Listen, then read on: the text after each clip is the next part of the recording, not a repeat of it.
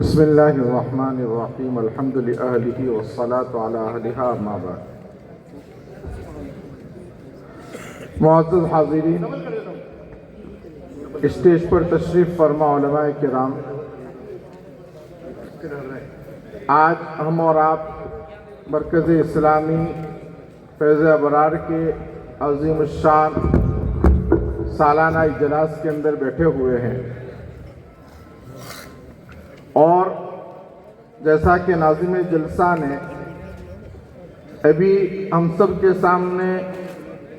مدرسے کی کارکردگی بیان کی کہ اس مدرسے نے مختصر سی عمر کے اندر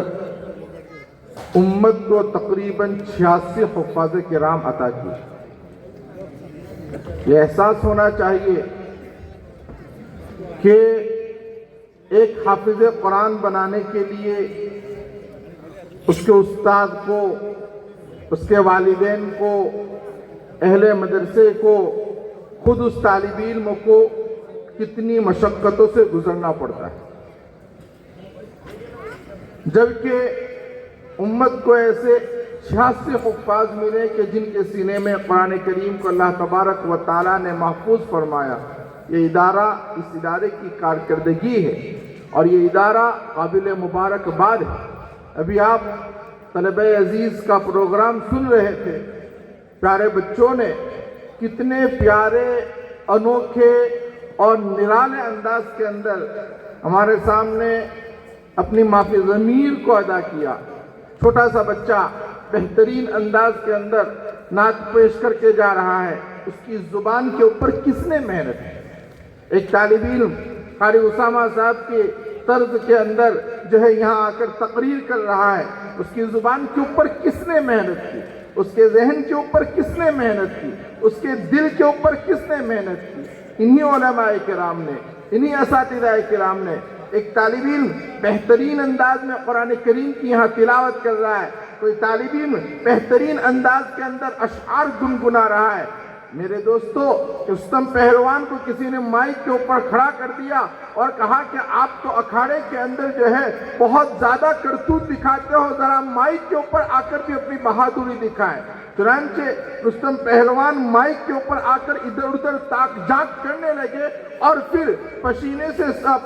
سے شرابور ہو کر اپنی جگہ پر بیٹھ گئے، یہ کہہ کر کہ اکھاڑے کے اندر تو میں اپنی پہلوانی کے داؤ پیش دکھا سکتا ہوں، مگر اسٹیج اور مائک کے اوپر آ کر بولنا یہ میرے بس کی بات نہیں۔ تو میرے دوستو، یہ علماء کرام اور یہ مدارس امت کو ایسے افراد اور ایسے قائدین کی جماعت دے رہے ہیں، ایسے رہنما کی جماعت دے رہے ہیں جو آگے چل کر امت کی قیادت کریں گے۔ اور میرے دوستو، یہ جتنا مجمع یہاں بیٹھا ہوا ہے، یہ جو مجمع جو ان مدارس کے اوپر اپنے خون پسینے کی کمائی لگاتا ہے، یہ مجمع جو یہ علاقہ، اس علاقے کے لوگ، اس علاقے کے مسلمان، خاص طور پر شہر سلوڑ کے مسلمان جو ان مدارس کے اوپر اپنا خون پسینہ لگاتے ہیں، روپیے، پیسے، اپنی جانی مال اعتبار سے خدمت کرتے ہیں، یہ حفاظ کرام جو حافظ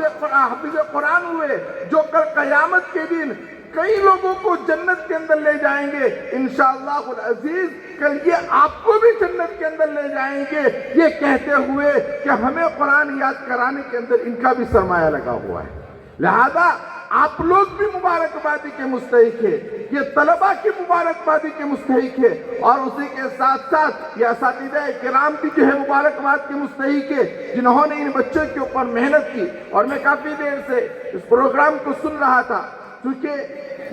فیض ابرار کے اندر پڑھانے والے ہمارے طلبہ، ہمارے شاگرد تھے، تو خوشی ہو رہی تھی، دل سے دعائیں نکل رہی تھی کہ کتنے اچھے انداز میں ہمارے یہ بچے محنت کر رہے ہیں اور امت کی نئی نسل کو تیار کر کر امت کے سامنے پیش کر رہے ہیں۔ لہذا ان اداروں کا تعاون کرتے رہیں، ان اداروں کی مدد کرتے رہیں، ان اداروں کے شانہ بشانہ کھڑے رہیں، اگر آپ ان مدارس کے ساتھ جڑے رہیں گے تو ہمارا اور آپ کا ایمان اور ہمارا اور آپ کا دین باقی رہے گا. اور یاد رکھو کسی نے ان مدارس کو حقیر نگاہ سے دیکھا, یاد رکھو کسی نے ان طلباء کو حقیر نگاہ سے دیکھا تو میرے دوستو اسے اپنے ایمان کی حفاظت کے بارے میں سوچنا چاہیے. بہرحال وقت کافی ہو چکا ہے. میں آپ کے اور آپ ہمارے مہمان مکرم جناب قاری اسامہ صاحب کے درمیان زیادہ حائل نہ ہوتے ہوئے پھر ایک بار حضرت مولانا ناصر صاحب اور ان کی پوری ٹیم کو مبارکبادی دیتے ہوئے, ان تمام حفاظ کو مبارکبادی دیتے ہوئے, ان کے والدین کو مبارکبادی دیتے ہوئے اپنی جگہ لیتا ہوں اور دعا کو ہوں اللہ تبارک و تعالی اس ادارے کو دین دونی رات چگنی ترقی عطا فرماوے. اللہ تبارک و تعالی اس ادارے کو عالم کے چپے چپے میں دنیا کے کونے کونے میں اپنے دین متین کی خدمت کے لیے قبول فرماوے, اور اللہ تبارک و تعالی اس ادارے کے ساتھ جڑنے والے تمام مخلصین معاونین مخیرین کو دارن میں بہترین بدلہ عطا فرماوے. آمین. وصلی اللہ علی النبی الکریم وآخر دعوانا ان الحمدللہ.